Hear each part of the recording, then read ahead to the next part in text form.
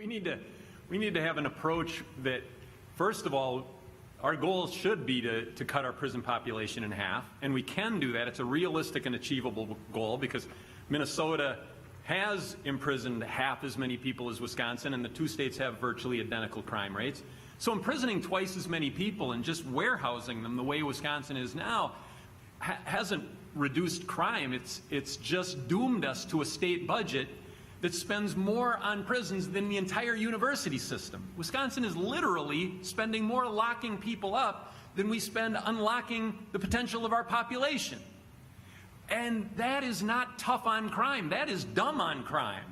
And we have to take an approach where we simply don't lock people up and throw away the key, but we use alternative approaches to sentencing whenever possible. We invest in mental health and drug treatment.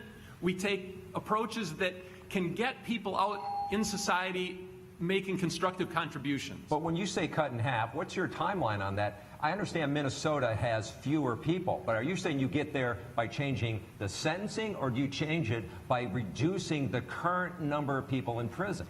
No, one of the ways we have to do this is we got to stop locking up nonviolent offenders.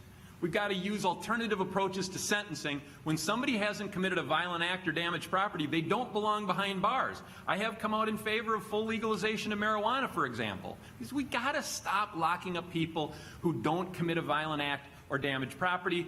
And then we've got to take all these other steps, like eliminating crimeless parole revocation. We've got to bring back a sensible pardon policy. We've got to take steps that will get us a lower prison population so that we can invest in the empowerment of our citizenry.